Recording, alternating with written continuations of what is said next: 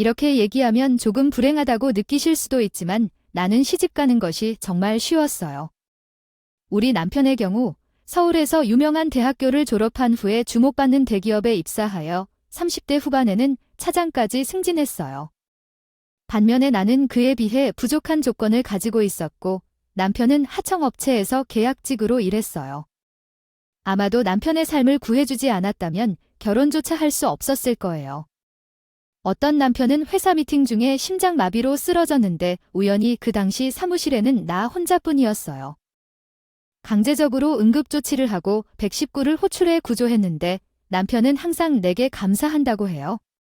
그는 내 덕분에 살아있다고 말하죠. 하지만 어머니는 다른 반응을 보였어요. 어머니는 그날 일을 후회하는 듯한 모습을 보였죠.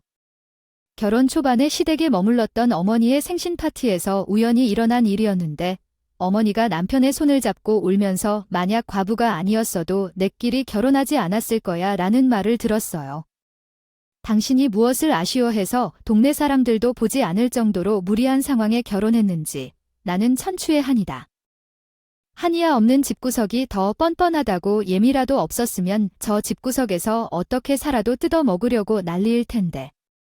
내 새끼처럼 내 새끼 지갑을 털려는 저 집안 식구들을 생각하면 아이 마음을 아무리 편하게 살아도 내가 편하게 살 수는 없어. 어머니는 남편이 나와 결혼한 이유가 자신이 과부라고 생각하는 것 같아요.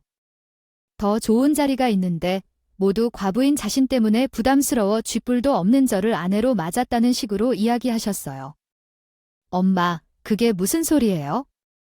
아무리 여기저기 탐구하고 가려도 결혼은 사람 마음에서 시작돼요. 그 사람과 결혼한 건 제 마음대로고 다른 이유는 없어요. 그래서 엄마도 내가 선택한 소중한 사람이라고 생각하고 집사람을 좀 더 예쁘게 바라봐 주세요. 조건이 부족하다고 해서 그 사람 자체가 나쁜 건 아니잖아요. 그게 가장 중요한 거거든. 그 이야기를 들으면서 내가 너를 얼마나 잘 키우려고 노력했는데 고정며느리로 들어오게 되니 정말 놀랐어, 진짜로. 집사람에 대한 말은 필요 없어요. 설정이 좋지 않다고 나쁜 건 아니야. 사람만 좋으면 괜찮아. 다른 일에 사용할 수 있는 건 없어. 나는 너 하나만 잘 키워놓자고 얼마나 힘들게 해왔는데. 중요한 일에 어떻게 이런 일이 벌어진 건지 알고 싶었어. 남편이 쓰러지자 어머니는 기회를 놓쳤어. 그 형태였어요. 그것도 아주 대단한 집딸이랑요. 어머니에게 가까이 다가가고 싶어도 자꾸만 그날의 대화가 떠올라 쉽게 다가갈 수 없었어요. 어떤 노력을 해도 어머니께서는 저를 못마땅하게 여길 거라는 걸 너무나 잘 알고 있었거든요. 물론 그렇다고 어머니께서 저에게 직접적으로 시집살이를 시킨다거나 학과를 강요하는 것은 아니었어요. 단지 남편과 어머니를 만나러 갈 때마다 때때로 한숨을 내쉬거나 불쾌한 눈빛을 보내시는 것뿐이었죠. 남편이 없을 때는 묘하게 차가워진 태도로 대해도 했고요. 그래도 제 나름대로 어머니에게 며느리로서의 도리를 다하기 위해 노력하기도 했어요. 어머니 입장에서 남편보다 훨씬 부족한 조건으로 시집 온 것은 부정할 수 없는 사실인데 남편이 경제적으로 부족한 친정집을 많이 도와주었기 때문에 저도 어머니에게 잘해드리는 것은 당연한 것이라고 생각했죠. 어머니의 마음을 열기 위해 가장 먼저 한 일은 과일 가게에서 도와드리기 시작한 것이었어요. 과일 가게로 가자마자 어머니는 부담스러워한다며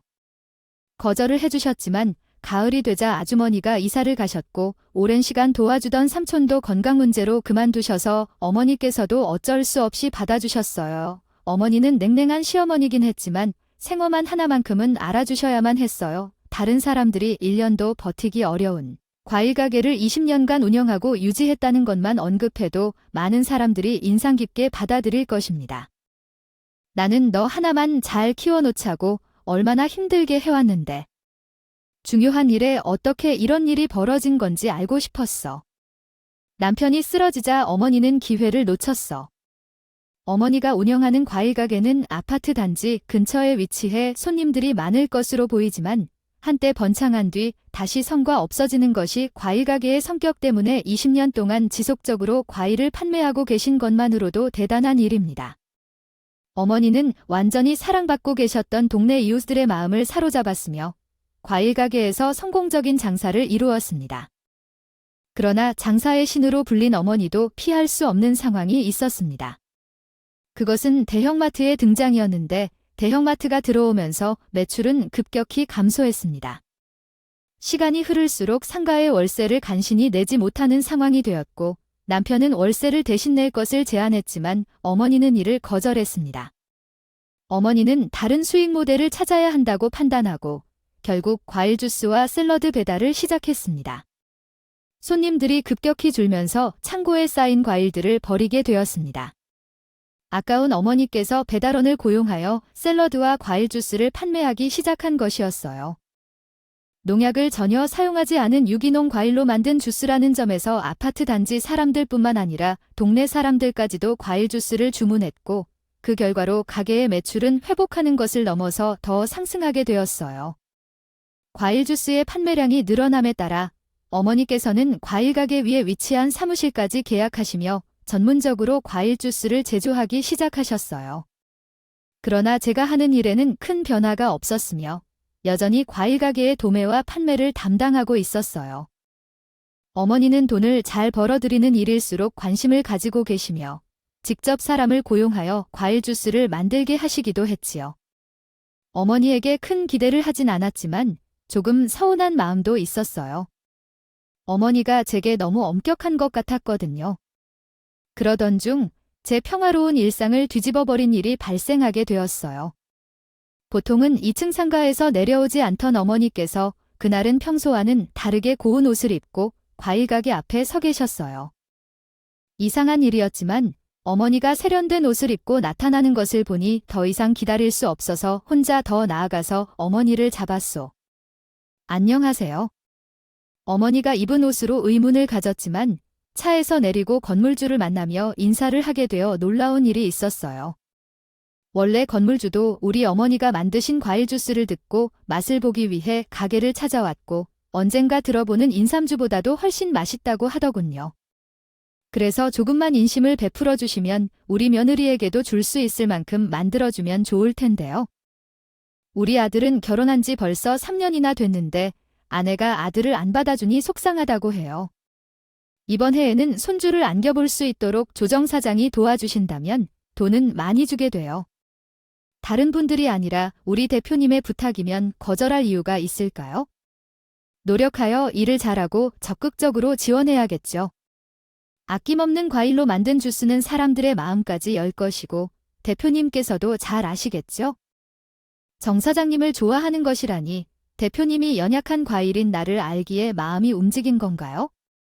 대형 건물주는 따뜻한 손을 향해 나를 소개하자 말았고 그 순간 나는 사색에 잠겼고 손에 들고 있던 바구니를 떨어뜨렸어요. 건물주가 정말 아름답다고 생각할 첫째 며느리는 학창시절 이야기를 했죠. 학창시절에 나를 괴롭히던 동창이 있었어요. 동창은 건물주나 어머니 앞에서 착한 척을 했지만 나는 그의 진짜 모습을 알고 있었어요. 그는 사악한 모습을 드러내며 2층으로 올라갔고 그때부터 우리의 사연이 시작되었습니다.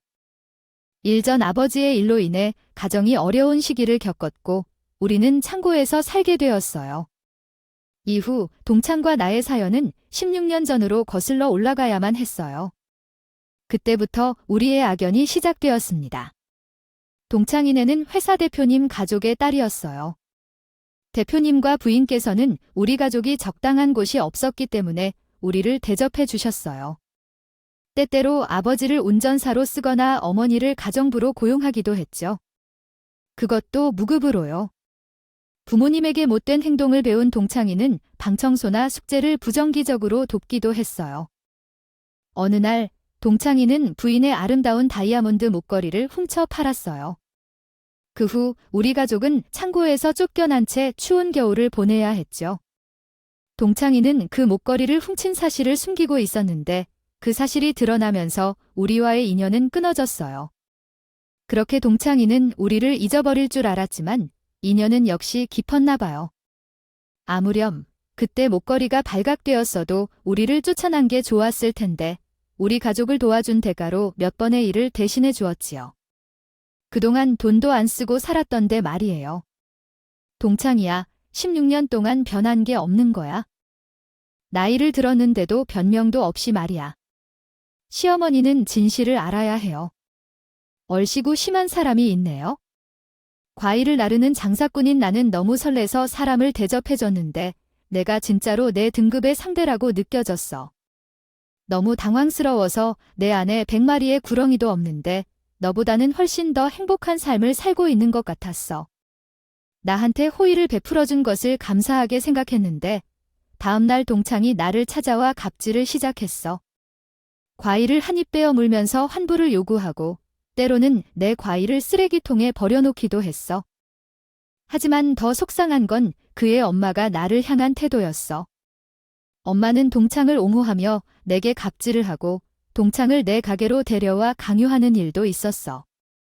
내가 화를 내자 엄마는 나를 때리기까지 했어. 돈이 없으면 사람들을 비난하지 말고 자신의 상황을 너무 높이 여기지 말라는 말을 해야지.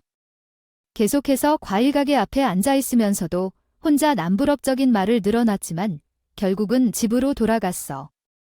과일을 깎는 것이 얼마나 큰 문제인지 돈이 없을 때라도 어떻게든 굽히는 자세를 갖춰야 한다는 생각에 소란을 떨며 이야기하지 말 것입니다. 어머니께서 정말로 심한 대우를 하시네요.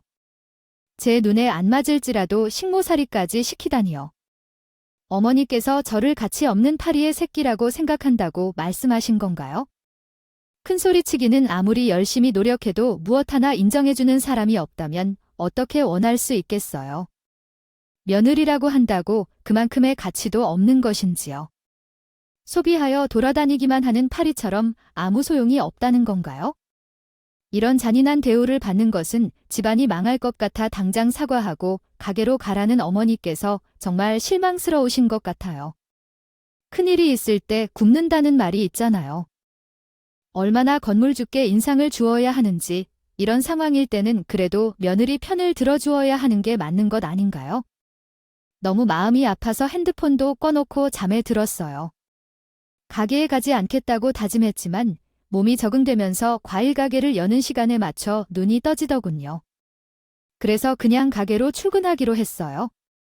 제가 안 가면 가게는 영업하지 못하니까요. 그런데 가게 문을 열자마자 동창이 몇 번이던 자기 집에 가라며 전화가 왔어요. 원래는 무시하려 했지만 바로 가지 않으면 어머니의 과일 가게가 사라질 수도 있다는 경고를 받아서 어쩔 수 없이 동창의 집으로 향했습니다. 도착해서 동창이 사진 뭉치를 바닥에 던지며 나에게 이야기를 시작했어요.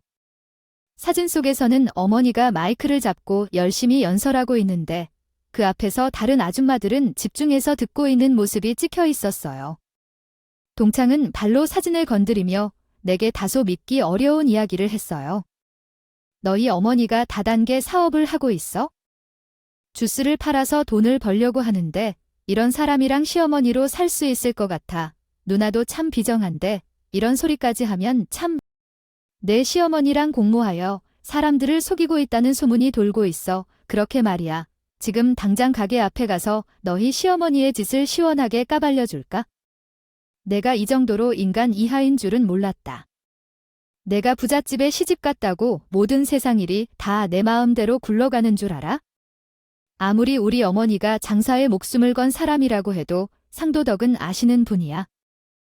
어디 할 짓 없어서 잘 살고 있는 남의 집 시어머니를 건드려 너희 남편이랑 시어머니가 불쌍하다. 온 동네방네 자랑하며 다니는 큰 며느리가 뒤에서는 입에 담지 못할 짓거리만 줄줄 흘리고 다니니 말이야. 어디 다른 게 먹칠이니 건물주 며느리 이름표 달고 분수도 모르고 날뛰는 게 먹칠이지. 참 눈물겨운 사랑 나셨다. 증거가 이렇게 명백한데 오리발을 내밀어도 유분수지. 내가 그렇게 사랑을 시어머니가 어떤 짓을 했는지 내 눈으로 직접 확인해봐라. 어머니께서는 자신이 손해를 봤으면 받지 않는 일을 하시는 분이었기에 무언가 오해가 있을 거라고 생각했어요. 동창이 단단히 오해를 하고 있다고도 여겼고요. 그러나 동창이 내민 계약서들과 프린트들을 보는 순간 맥이 탁 풀려버리고 말았어요. 동네 아줌마들과 나눈 문자와 계약서에는 어머니가 과일 주스를 팔라고 강요한 내용들이 낱낱이 적혀 있었답니다. 또한 계약서에는 수수료 항목이 어머니에게 유리한 방향으로만 명시되어 있었습니다. 더 중요한 것은 과일 주스 사업을 같이 할 동료를 찾을 필요가 있다는 항목도 포함되어 있었어요. 이것은 다단계 회사에서 흔히 사용되는 표현이었죠. 그 문구를 보니 천지가 무너지는 기분이었고 설명할 수 없을 만큼 절망적이 되었어요. 가게 형편이 어려워도 어머니께서 다단계 사업에 참여할 거라는 생각은 하지 못했어요.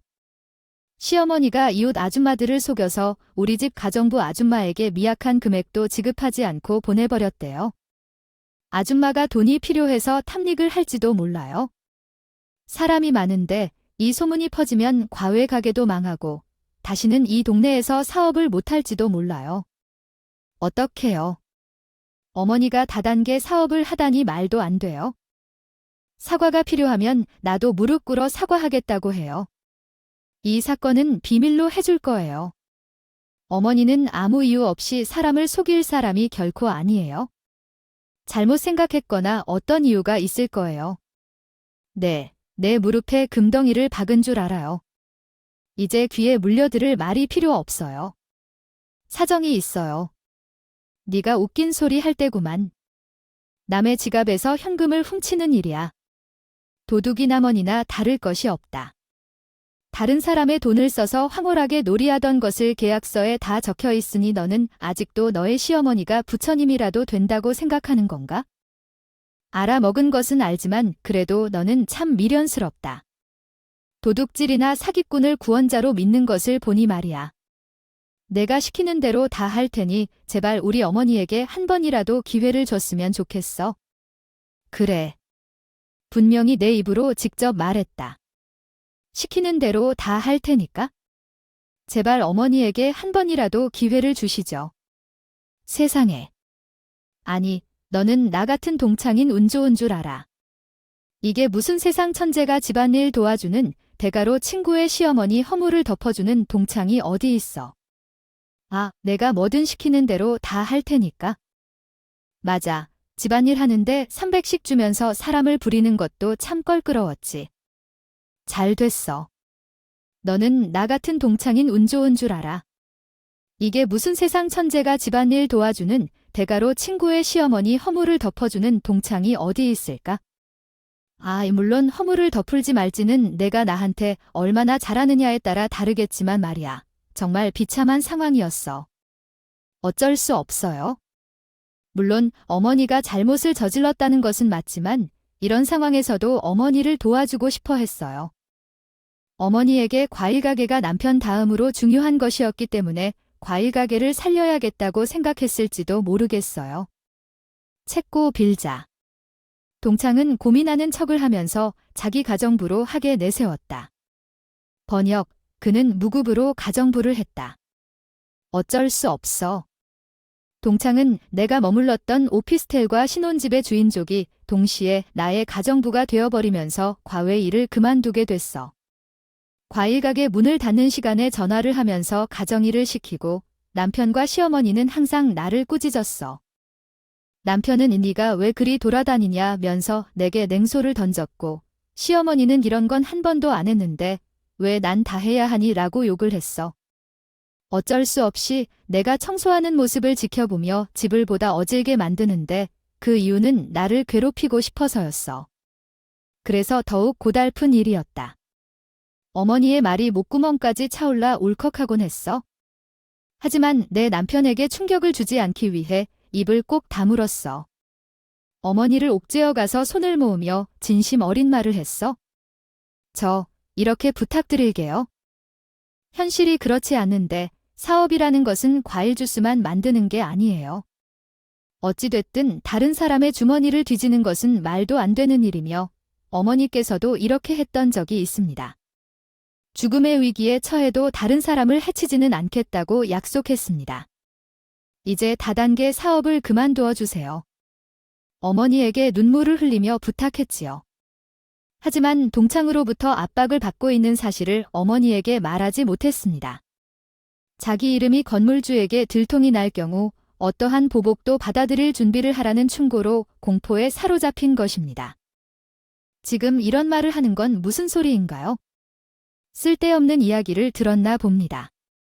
그 시간에는 남편을 돌보거나 해야 할 텐데요. 서방은 집에서 심야 노동을 하며 근로소득을 창출하고 있는데 마누라는 그에게 쓰레기통을 뒤지고 쓸데없는 소문을 들여다가 집에 끌고 오니 집안이 잘 가질 수 없겠지요. 어머니, 부디 깔끔한 삶을 살아주세요. 대표님의 가정부 아주머니에게도 다단계 사업을 권유하면서 돈을 뜯어먹었다는 얘기를 들었습니다. 어머니는 자긴 창피해하지도 않으세요? 이런 행동으로 대표님께 어떤 인상을 남기려고 이런 행위를 하는 건가요? 그는 남의 돈을 훔쳐먹는 사기꾼으로 여겨질지도 모릅니다. 쓰레기통에 구덩이가 무서워서 손도 못 대고 있었더라면 시작조차 하지 않았어야 했지요. 쓸데없는 이야기에 귀를 기울이지 말고 하던 일을 잘해주세요. 시어머니께서는 오히려 나를 나무쳐서 상황을 더욱 악화시키고 요 고부 사이는 이 일을 계기로 완전히 틀어지게 되었지요.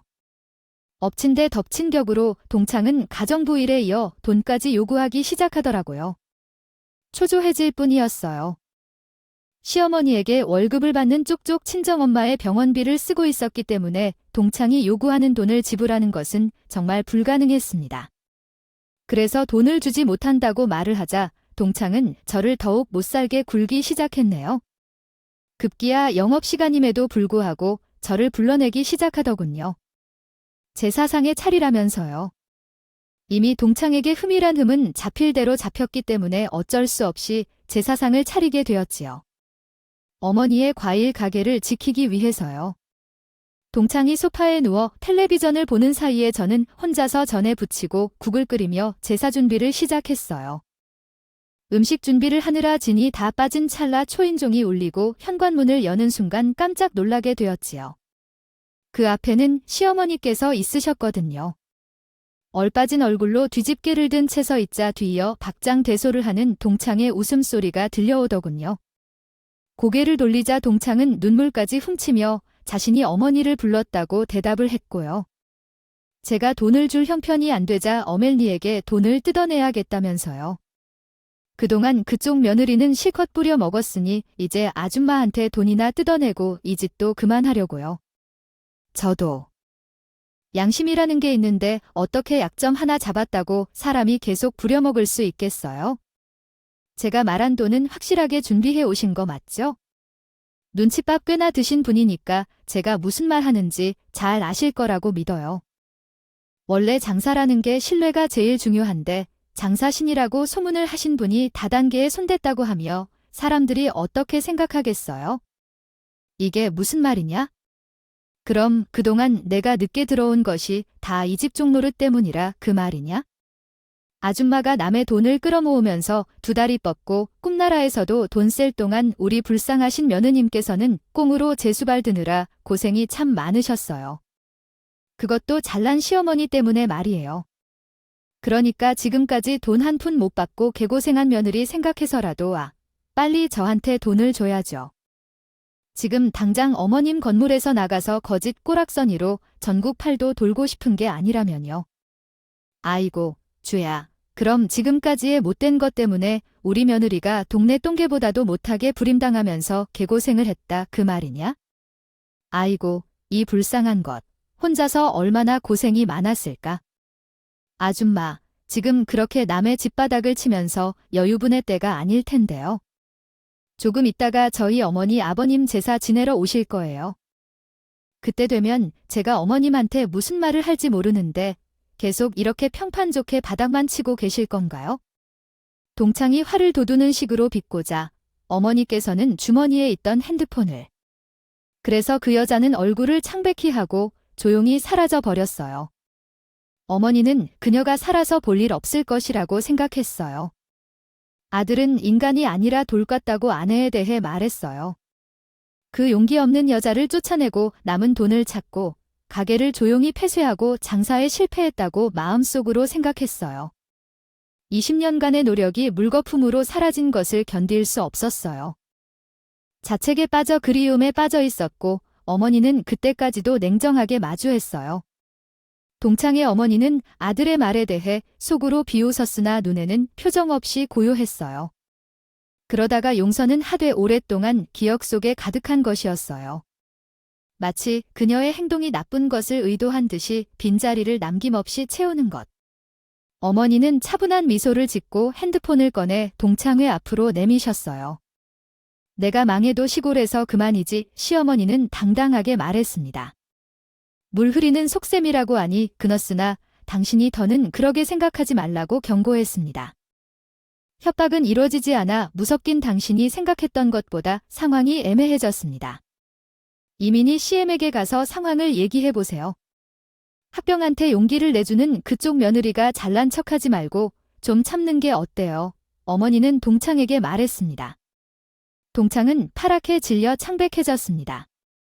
그리고 이야기한 결과 어머니는 핸드폰을 내미셨어요.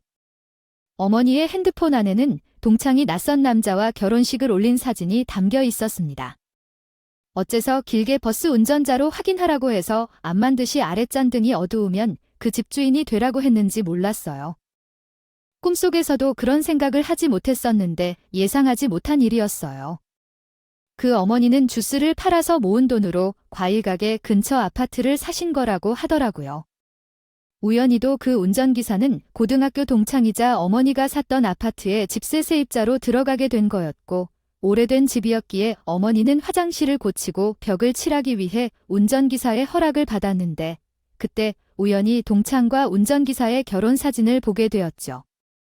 남자 이야기가 나오자 동창은 어머니의 바지자락을 붙잡고 울상하며 진심으로 용서를 빌었답니다. 제 어머니랑 그 사람을 알게 된다면 정말 제게 모든 게 끝일 거예요. 돈이라면 얼마든지 줄 테니 아버지랑 그 사람 사이에 낙인이 잘못 찍혔다고 말씀해 주세요. 이렇게 진행되면 큰일이 벌어질지도 모르죠. 우리 며느리를 데리고 가서 월급의 반을 안 준 채로 부려먹었던 것도 아니면서 나이든 노인을 데리고 협박했던 건 사실이 아니었나요? 이 정도 문제는 서로 협의를 해야 했을 텐데 돈은 그래도 일러나는 건 필요 없다고 생각해요. 상인으로 살아온 나는 20년이 넘도록 살아왔다. 돈을 만지작거리는 일은 나도 해봤으니 허구한 억만금을 놓고 불리한 거래를 시도하는 당신처럼 자비심 없는 적나라한 사람은 아니었다. 스스로를 위한다는 신념으로 살아오다가 제발 사장님 살려주소. 이렇게 쫓겨나면 모든 것이 사라져서 길거리에서 잠자야 할지도 몰라. 사람은 인정을 받아야 하잖아. 뭐든지 하겠으니 도와주세요. 나의 알바 아니고 며느리로서 밤을 함께 보내는 사람이랑 운전기사와 사이가 좋다고 해서 죽어라고 하는 것 봐. 내가 알아서 처리해볼게. 이 더러운 소리를 계속 듣다가 어서 떠나자고. 동창처럼 무릎이 얼른 쓰러지며 어머니께 변명을 하고 도움을 청했지만 어머니는 단호히 거절하시고 제 손을 잡아 끌고 나갔어요. 어머니와 손을 잡고 아파트에서 나왔을 때 갑자기 울음이 터지더라고. 어머니의 손길은 그 어느 때보다 따뜻하고 감동적이었어요. 어머니는 그동안의 일에 대해 미안하다고 사과하셨지요. 그리고 오해했던 점들을 하나씩 설명해 주셨고 그 이야기를 들으면서 부끄러웠어요. 사실 어머니는 경제적인 어려움 때문에 어떤 어머니는 어려운 지역 사회 구성원들에게 일자리를 제공했습니다. 이 아주머니들은 과일 주스를 만들고 매출 관리를 담당하여 일을 하였습니다. 한편 해당 가정부 아줌마가 다단계 사업을 하고 있었다는 소문이 돌았습니다. 그런데 이 소문은 오해에서 비롯된 것이었고 실제로는 그녀가 어머니의 가게에서 일하던 중 잠수를 타고 실수를 저질렀던 것이었습니다. 어머니의 사업 성과에 시기를 느끼고 남의 일에 관심을 갖는 모습을 보인 것이었죠. 이후에 진실을 알게 되었을 때 이를 인내와 이해로 바꿔 사과했으며 어머니에 대한 주변의 의심을 해소하고자 노력했습니다. 그녀는 스스로의 어리석은 행동에 대해 반성하였고 앞으로는 이러한 오해와 불안한 상황들이 발생하지 않도록 노력하겠다고 다짐했습니다. 미안합니다. 왜 어머니가 사과를 하세요? 정말 사과할 만한 사람은 아래쪽에 망신스러운 며느리인데도 가족처럼 대해주시고 그와 화목하게 지낼 수 있도록 도와주신 데에 감사해야 할 것이에요. 오해해주셔서 죄송합니다. 오해가 풀린 뒤 어머니와 저는 마음의 장애가 모두 해소되어 밝은 낮에 서로 어깨를 기대어 울었어요. 그 어머니와 나는 더 이상 없는 사이가 되어 잘 지내고 있어요. 더불어 과일 가게를 통째로 상속받았는데 가게 수입은 제가 가져와요.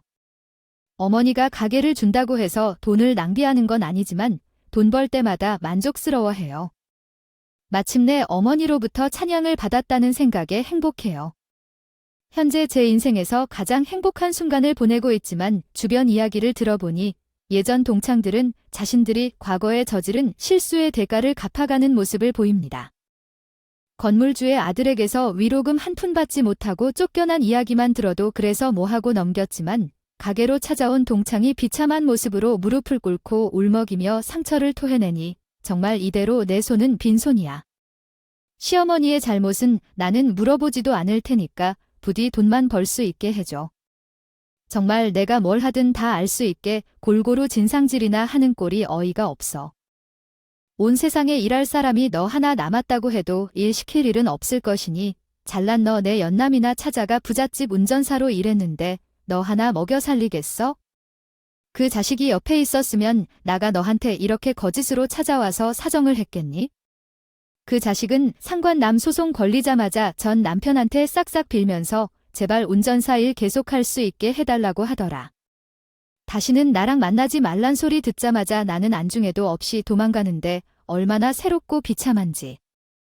고작 운전사 일자리가 노심초사하면서 자기 여자도 버리고 도망가는 놈을 뭐가 좋다고 집까지 끌어들여 그 짓을 했는지. 그때로 돌아갈 수 있다면 뭐든지 다 하고 싶은 심정이야. 직접 남의 손을 잡으면서 꼬일 수 있는 만큼 꼬라고 일부러 명령까지 해도 너 정도로 꼬일 수 있는 사람은 없을 것이야. 그래도 누구를 탓하겠니? 다 썩은 동태를 눈여겨보고 탓해야지. 나는 내가 세상에서 제일 불쌍한 거지가 된다고 해도 눈물 한 방울 흘릴 자신이 없어.